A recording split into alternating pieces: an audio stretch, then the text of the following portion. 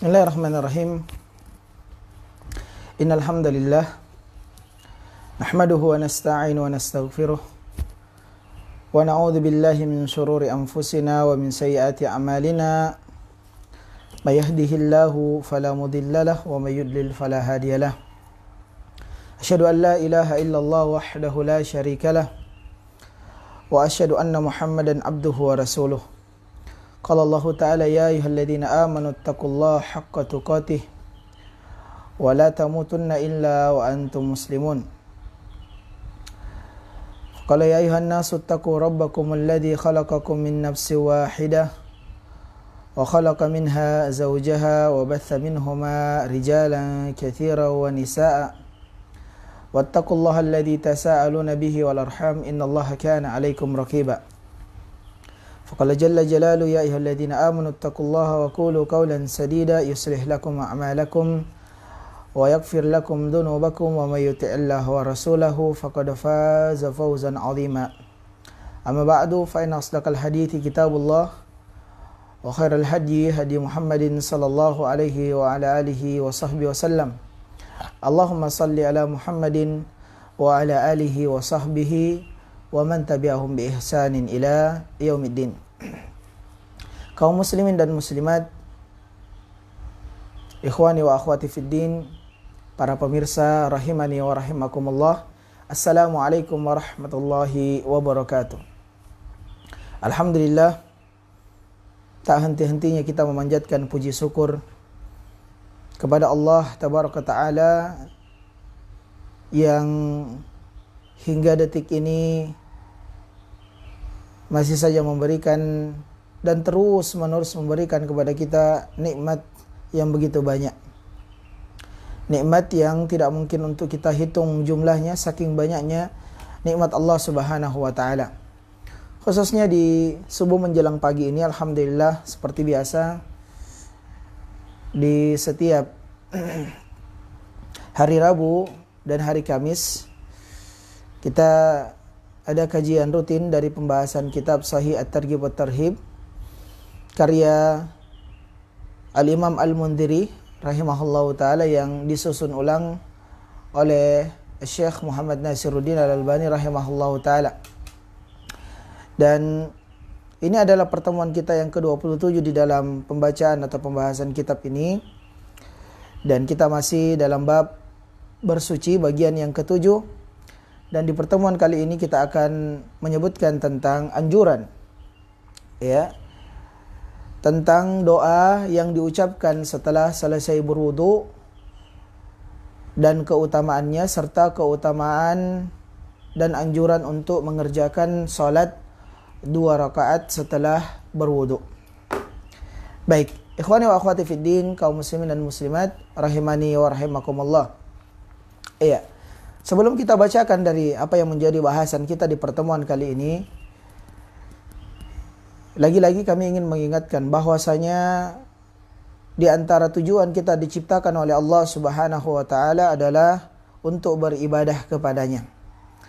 Allah Subhanahu wa taala berfirman, "Wa ma khalaqtul jinna wal insa illa liya'budun." Tidaklah aku ciptakan manusia dan jin itu kecuali hanya untuk beribadah kepadaku.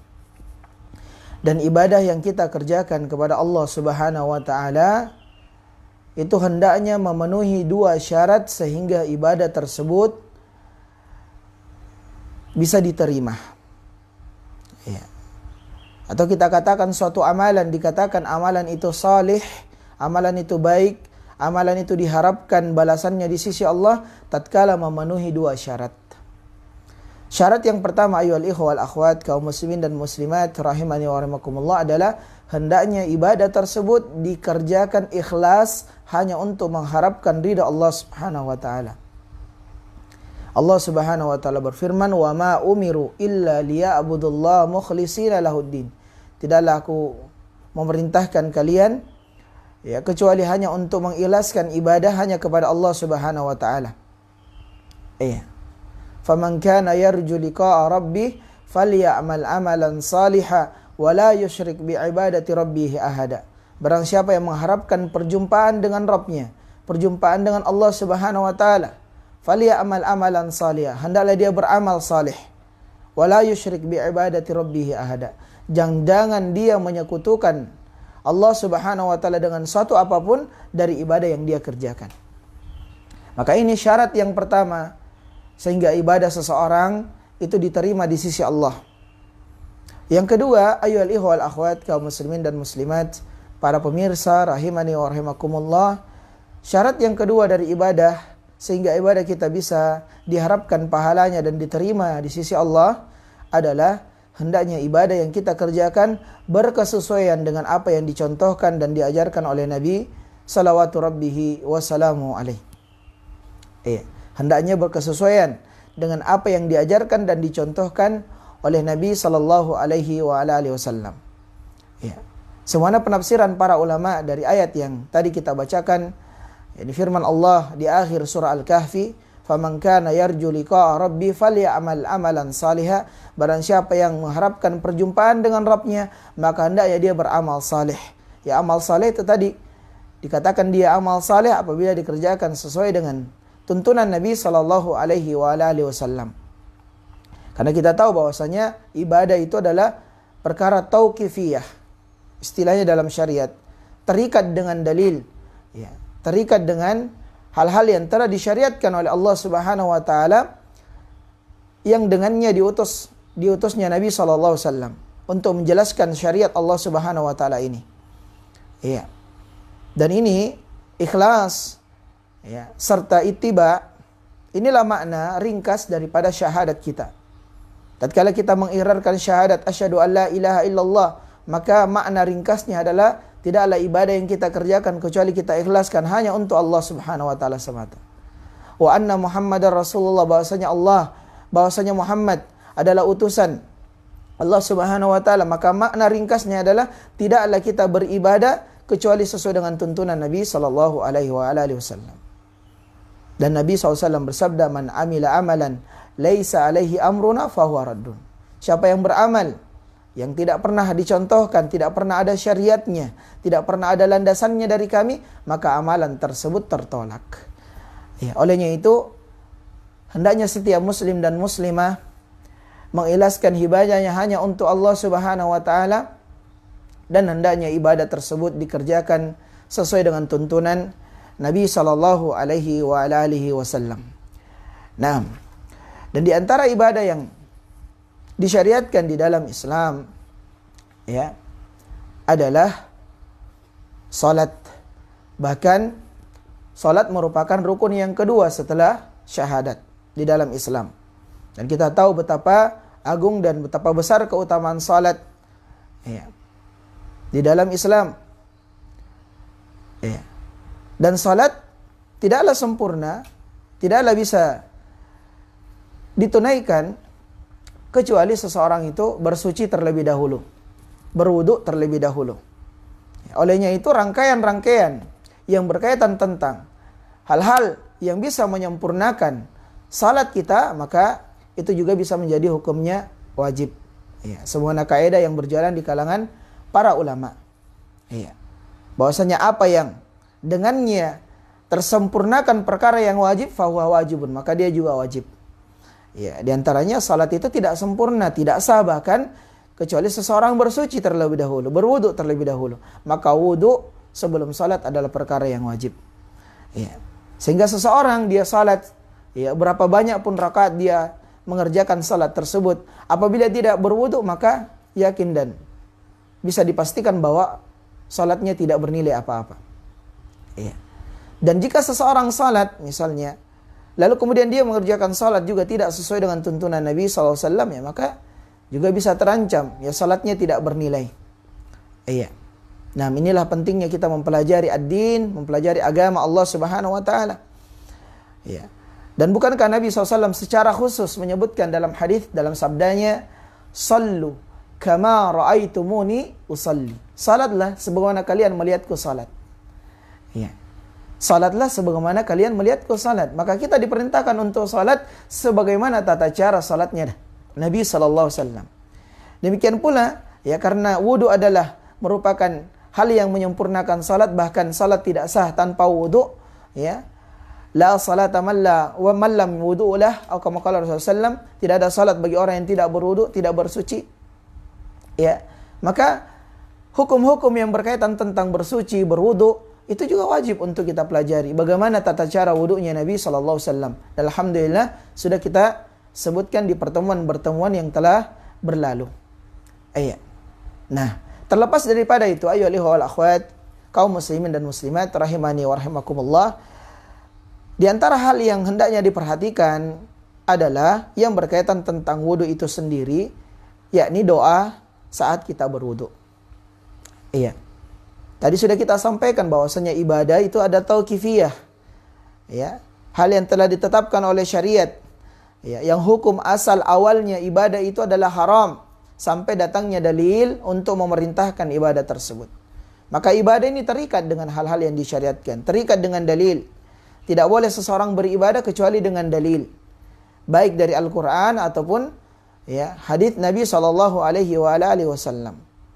Iya. Di antaranya adalah doa yang kita panjatkan, doa yang kita ucapkan saat kita selesai berwudu. Iya. Karena di sana banyak doa-doa yang, ya, kaum muslimin berdoa dengannya, namun sayang 1000 sayang, doa tersebut tidak pernah didapatkan, dilafazkan atau Nabi SAW ucapkan doa itu. Iya. Nah, sementara kita tahu bahwasanya Nabi SAW adalah qudwah terbaik. Nabi SAW adalah manusia yang paling mengerti tentang syariat Allah, paling bertakwa, paling takut kepada Allah, paling paham tentang agama Islam. Iya. Dan Nabi tidaklah meninggalkan umat ini, tidaklah Allah Subhanahu wa taala mewafatkan Nabi SAW kecuali Nabi SAW telah menjelaskan semua perkara tentang agama ini. Iya. Semua perkara tentang agama ini. Di antaranya adalah bagaimana atau apa saja doa yang diucapkan oleh Nabi SAW tatkala selesai wudu. Agar apa? Kaum muslimin dan muslimat, agar betul-betul ibadah yang kita kerjakan ini berkesesuaian dengan ibadah yang dikerjakan oleh Nabi, sesuai dengan apa yang disyariatkan, sehingga kita pun bisa mengharapkan pahala darinya dan kita pun bisa mendapatkan keutamaan darinya.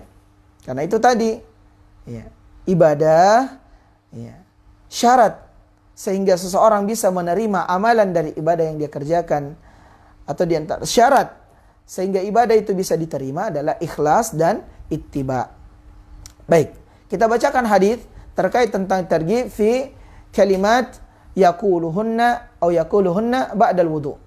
Iya, anjuran tentang doa yang diucapkan setelah seseorang itu berwudu. Hadis yang ke-224, an Umar bin Khattab radhiyallahu taala anhu, an Nabi SAW qala, dari sahabat Umar bin Khattab radhiyallahu taala anhu, bahwasanya Nabi SAW bersabda. Nabi SAW bersabda, hadis ini diriwayatkan oleh Imam Muslim dan yang lainnya. Nabi SAW bersabda, "Ma minkum min ahadin yatawaddau fayubligu au fayusbigul wudu thumma yaqul." Tidaklah seseorang di antara kalian berwudu dan dia memperbaiki wudunya, dia memperbagus wudunya, menyempurnakan wudunya. Sudah kita sebutkan kesempurnaan wudu, ya. Perbaikan terhadap wudu adalah apabila wudu kita, tata cara wudu kita sesuai dengan tuntunan Nabi SAW. Inilah kesempurnaan wudu. Seseorang dikatakan sempurna wudunya apabila dia berwudu sesuai dengan tuntunan Nabi sallallahu alaihi wasallam yang sudah kita jelaskan di pertemuan-pertemuan yang sebelumnya. Alhamdulillah. Kata Nabi, siapa yang berwudu dan dia menyempurnakan wudunya, thumma yaqulu, lalu dia mengucapkan, ini lafaz doanya, asyhadu an la ilaha illallah wahdahu la syarikalah wa asyhadu anna Muhammadan abduhu wa rasuluh. Inilah doa yang hendaknya kaum muslimin hafalkan dan lafazkan tatkala dia selesai berwudu. Karena inilah yang diajarkan oleh Nabi salawatu rabbihi wa salamu alaihi. Ya. Siapa yang berwudu menyempurnakan wudunya sesuai dengan tuntunan Nabi, lalu dia mengucapkan asyhadu an la ilaha illallah wahdahu la syarikalah wa asyhadu anna Muhammadan abduhu wa rasuluh, illa futihat lahu abwabul jannati thamaniyah yadkhulu min ayyiha syaa. Kecuali akan dibukakan untuknya 8 pintu surga. Ya, ini juga dalil yang menunjukkan bahwa surga itu memiliki pintu dan pintu surga itu ada 8. Ini dalilnya. Maka dia akan masuk dari pintu mana saja yang dia senangi, yang dia inginkan, yang ia sukai. Iya, Masya Allah. Iya. Ini keutamaan yang besar. Tatkala seseorang beribadah kepada Allah Subhanahu wa taala sesuai dengan tuntunan Nabi sallallahu alaihi wasallam, maka diharapkan keutamaan-keutamaan yang besar semana apa yang dijanjikan oleh Nabi sallallahu alaihi wa ala alihi wasallam. Iya. Naam. Iya. Doa yang diajarkan oleh Nabi, sekali lagi kita ulangi, adalah asyhadu an la ilaha illallah wahdahu la syarikalah wa asyhadu anna Muhammadan abduhu wa rasuluh. Siapa yang sempurna wudunya sesuai dengan tuntunan Nabi SAW, lalu kemudian dia membaca doa ini, maka dia akan dibukakan 8 pintu surga dan akan diizinkan dia kelak untuk masuk dari pintu-pintu surga itu dari mana yang dia inginkan. Nah, baik. Di dalam riwayat yang lain yang dikeluarkan oleh Al-Imam At-Tirmidzi dan Abu Daud, ada tambahan lafaz, Allahumma ja'alni minat tawabina wa ja'alni minal mutatahhirin. Akan tetapi sebagian ulama mempermasalahkan hadis ini. Sebagian ulama mempermasalahkan hadis ini. Walaupun penulis, ya, Syekh Muhammad Nasiruddin Al-Albani rahimahullah ta'ala, ia menggolongkan hadis ini dari hadis yang derajatnya hasan, baik. Iya. Nah, jadi jika ada di antara kita yang mencukupkan dari apa yang tadi kita sebutkan, ya, membaca doa asyhadu an la ilaha illallah wahdahu la syarikalah wa asyhadu anna Muhammadan abduhu wa rasuluh, ya, maka itu insyaallah adalah hal yang utama, karena itu yang sahih dari Nabi sallallahu alaihi wa ala alihi wa sahbihi wasallam. Baik. Ikhwani wa akhwati fiddin, kaum muslimin dan muslimat rahimani wa rahimakumullah. Itu berkaitan tentang anjuran dan doa atau lafaz doa yang diucapkan setelah wudu dan keutamannya. Iya. Sekarang kita akan bacakan, ya, targhib fi raka'ataini ba'dal wudu. Anjuran untuk salat 2 rakaat setelah wudu. Anjuran untuk salat 2 rakaat setelah wudu. Baik.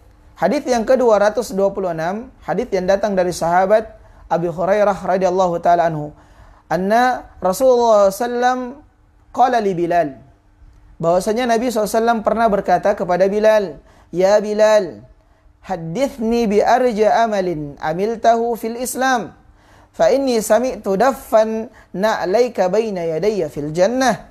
Wahai Bilal, ya, ungkapkan kepadaku tentang suatu amalan yang engkau kerjakan di dalam Islam, yang engkau harapkan pahalanya di dalam Islam. Iya, karena sungguhnya aku mendengar suara kedua sendalmu, ya, itu berada di depanku di surga. Iya. Qala, maka berkatalah Bilal, ma amilta amalan arja indi min anni, ya, arja indi min anni lam atatahhar, ya, lam atatahhar tuhuran fi sa'atin min lailin aw naharin illa sallaitu bidzalika tuhuri ma kutiba li an usalliya. Kata Bilal, aku tidaklah melakukan amalan yang paling aku harapkan pahalanya, ya, di sisi Allah Subhanahu wa taala seperti amalan yang aku kerjakan, ya, di mana di setiap malam ataupun di setiap hari, ya, setiap aku bersuci, maka pasti aku sempatkan untuk mengerjakan salat 2 rakaat. Ya, setiap kali Bilal bin Rabah radhiyallahu taala anhu berwudu, tidaklah beliau berwudu entah itu di malam ataupun di siang harinya kecuali dia setelah itu salat 2 rakaat. Iya. Nah, ini tentu keutamaan yang besar, ya, dari sahabat Bilal radhiyallahu taala anhu. Ya, kita tahu bagaimana Bilal, dia adalah seorang budak yang dimerdekakan, lalu kemudian dimuliakan dengan Islam, ya, dan dimuliakan dengan keutamaan amalan-amalan yang dia kerjakan. Iya. Maka ini ada pelajaran yang berharga ayyuhal ikhwal akhwat, kaum muslimin dan muslimat, para pemirsa, azani Allah wa iyyakum, bahwasanya Allah Subhanahu wa taala sekali-kali tidak pernah memandang jabatan seorang. Setinggi apapun jabatannya, sebanyak apapun kekayaannya, semewah apapun kendaraan dan fasilitas-fasilitas dari kehidupannya, itulah bukan sandaran kemuliaan seseorang di sisi Allah. Akan tetapi barometer kemuliaan seseorang di sisi Allah adalah tergantung bagaimana dia bertakwa kepada Allah. Allah Jalla Jalaluhu berfirman, "Inna akramakum 'indallahi atqakum." Sungguhnya orang yang paling mulia di sisi Allah di antara kalian adalah orang yang paling bertakwa di antara kalian. Iya. Maka tatkala seseorang budak, ya, atau mungkin di zaman kita dia mungkin petani, dia mungkin tukang becak, bahkan pemulung sampah, tapi dia adalah manusia yang bertakwa kepada Allah, menjalankan perintah Allah, menjauhi larangan Allah, mencukupkan diri dari perkara yang halal, menjaga diri dari perkara yang haram, maka dia adalah termasuk orang yang mendapatkan kemuliaan di sisi Allah Subhanahu wa taala. Sebaliknya, kalaupun ada seseorang yang mungkin tinggi jabatannya, bukankah telah berlalu pelajaran, di sana ada orang yang paling kaya, Qarun, di sana ada yang paling tinggi jabatannya seperti Firaun, Namrud dan lain sebagainya, dibinasakan dan dihinakan oleh Allah Subhanahu wa taala karena tidak bertakwa kepada Allah. Iya. Nah, maka bertakwalah, dan sebaik-baik bekal adalah ketakwaan kepada Allah. Allah berfirman, "Wa tazawwadu fa inna khairaz zadi taqwa wattaquni ya ulil albab." Maka berbekallah, dan sebaik-baik bekal adalah ketakwaan kepada Allah Subhanahu wa taala. Baik, selanjutnya hadis yang ke-227. Hadis yang datang dari Uqbah ibnu Amir radhiyallahu anhu, qala, dia berkata, qala Rasulullah sallallahu bersabda, "Ma min ahadin yatawadda'u fayuhsinul wudu' wa yusalli raka'atain." Tidaklah seseorang menyempurnakan wudunya, menyesuaikan wudunya dengan wudu tata cara wudu Nabi SAW. Iya. Wa yusalli raka'atain, lalu dia salat 2 rakaat. Yuqbilul qibla, yuqbilu biqalbihi wa wajhi alaihima illa wajabat lahul jannah. Ya, dia menghadap kepada Allah dengan hati dan wajahnya. Dia kerjakan salat 2 rakaat setelah wudu, mengharapkan ridha Allah Subhanahu wa taala, menghadapkan hatinya kepada Allah. Dia salat 2 rakaat, melainkan illa wajabat lahul jannah, wajib atasnya surga. Hadis riwayat Muslim dan yang lainnya. Iya. Nah, Masya Allah, keutamaan yang begitu besar tatkala seseorang berwudu dengan sempurna, sesuai dengan tuntunan Nabi sallallahu alaihi wasallam. Lalu kemudian dia salat 2 rakaat. Ya, salat dengan khusyuk. Salatnya pun sesuai dengan tuntunan Nabi SAW, mulai dari takbir hingga salamnya. Maka kata Nabi SAW, illa wajabat lahul jannah, kecuali diwajibkan, wajib atasnya surga Allah. Iya. Nah, 2 rakaat tidak membutuhkan waktu berjam-jam namanya. 2 rakaat salat bahkan tidak sampai 10 menit. Ya. Kurang lebih 8 menit. Iya. Salat 2 rakaat atau bahkan kurang dari itu. Iya. Tapi keutamaannya begitu besar. Tatkala dikerjakan sesuai dengan tuntunan Nabi, tatkala dikerjakan ikhlas karena Allah. Iya. Maka semoga kita termasuk orang-orang yang diberikan taufik dan kemudahan oleh Allah Subhanahu wa taala, ya, bisa beribadah kepada Allah sesuai dengan tuntunan Nabi sallallahu alaihi wasallam, dan kita pun bisa meraih keutamaan-keutamaan yang dijanjikan oleh Allah Subhanahu wa taala dan Rasulnya. Baik, ikhwani fiddin wa akhwati fillah, kaum muslimin dan muslimat rahimani wa rahimakumullah.